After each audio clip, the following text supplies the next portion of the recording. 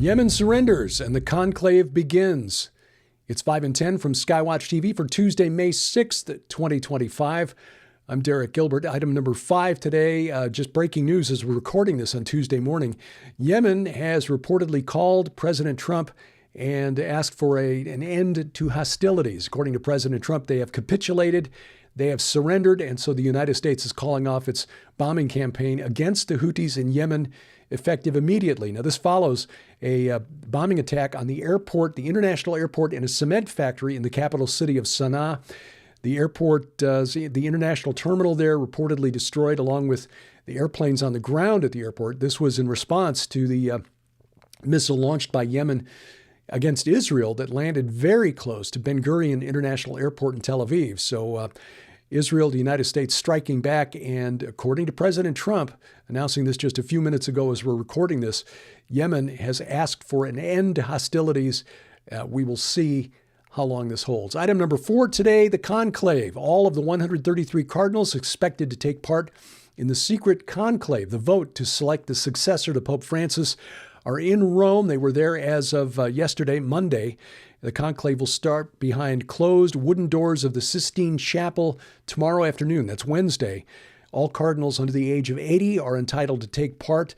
Of the 133, 108 have been appointed or were appointed by Pope Francis. So if I had to guess, and I'm not an educated observer, but I would guess that it's not likely that the cardinals who are voting will vote into office somebody who will overturn the rather liberal direction that Pope Francis took over the last 12 years. There are others who are pushing for a more conservative direction inside the Roman Catholic Church, alarmed at what Francis has done. But again, with 108 out of the 133 being Francis appointees, that would seem to be unlikely. Now, something that I was alerted to by a friend of ours, Joseph Kerr, sent me this note yesterday. I was not aware of this, but not being a Roman Catholic, I don't follow what goes on inside the church quite as closely as others. Last October, China and the Vatican agreed to extend an agreement on the appointment of Catholic bishops inside China for 4 more years. This was originally agreed to back in 2018, and it was extended twice previously. This was an agreement, a secret agreement between the Vatican and the Chinese Communist Party, which gives the CCP some control over who is appointed bishops over Roman Catholic Church, the Roman Catholic diocese inside China. There are an estimated 12 million Roman Catholics in China.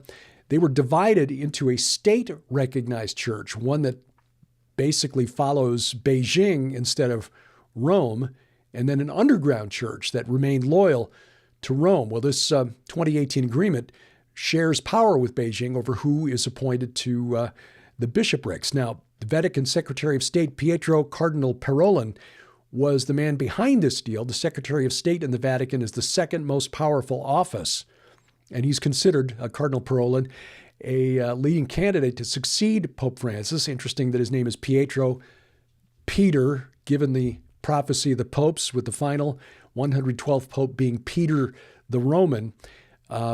At a press conference just one day after Pope Francis's death, the spokesman for the Chinese Ministry of Foreign Affairs dangled as a sort of carrot the prospect of an improvement in relations between China and the Vatican, because they want to see Cardinal Parolin, who's the one behind this secret deal, named the next pope. But it's worth noting that there are at least 10 Catholic bishops in China under indefinite detention or restricted in their ministries. The Vatican kind of accepts this and keeps it quiet. And the Vatican, under this agreement with the Chinese Communist Party, has also withdrawn support for the underground church that, ironically, has remained loyal to the Pope. Item number 3, hope for the UK. Last July, the Labour Party, under the direction of Sir Keir Starmer, won general elections. Sir Keir Starmer now the Prime Minister in the UK.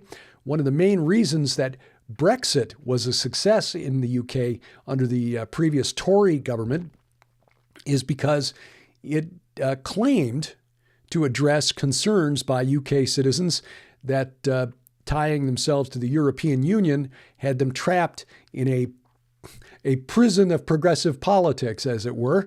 Well, Starmer is trying to tie the UK back to the EU, and he's taking his narrow win and basically going against the expressed will of the British people. I would say that Sir Keir Starmer is likely one of the worst prime ministers in recent history in Britain, if not ever.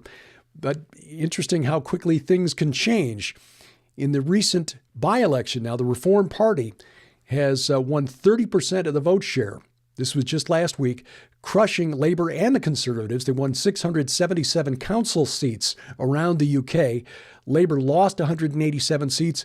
Conservatives lost 674 seats. In other words, basically everything the Tories lost went to Reform UK. Nigel Farage, leader of the Reform UK party, said that these gains are unprecedented and the end of two-party politics in Britain. Now, will Farage actually deliver on policies that seem to be the will of the people, remaining separate and distinct from the EU, and finally stopping the unrestricted migration, these boats of migrants crossing over from France? Both the Tories and the Labour Party had agreed to do it. Neither party has done it, and now people are turning to Reform UK. Time will tell if Farage delivers on the promise. But look, the Labour Party, the Tories, they've had their chances. Anyone who voted for them in this past election, it's like Charlie Brown running and thinking, this time Lucy will let him kick the football. Now, Lucy, your time is over. And Nigel Farage now leading a party on the rise in the UK. Item number 2 today, Reagan National. That's the national airport inside Washington, D.C. Well, federal investigators have launched an investigation after 2 commercial flights were ordered to abort landings last Thursday at Reagan National when a U.S. Army Black Hawk helicopter approached the area on its way to the Pentagon Army heliport. The FAA said Friday that air traffic control had told a Delta Airlines flight from Orlando and a Republic Airways flight from Boston to perform go-arounds. Basically, abort your landing, circle the airport, and come in again for a second try. This took place around 2:30 in the afternoon due to a priority military transport helicopter in the vicinity. And on Sunday, the FAA had to ask 3 commercial planes to perform go-arounds because of a U.S. Park Police helicopter in the vicinity. Now, to be fair, the Park Police were searching for potentially unaccounted-for persons after an accident, a car crash on the George Washington Memorial Parkway. But the helicopter last Thursday reportedly came within 200 feet of one of the commercial jets because the U.S. Army pilot took the scenic route to the Pentagon instead of the most direct route. This according to authorities cited by the New York Post. And this was just 3 months after that deadly crash. The same kind of helicopter, a Black Hawk, from the same unit that collided with an American Airlines jet over the Potomac River, leaving 67 people dead. Transportation Secretary Sean Duffy called it unacceptable. I expect in private he had other words that he used for it as well.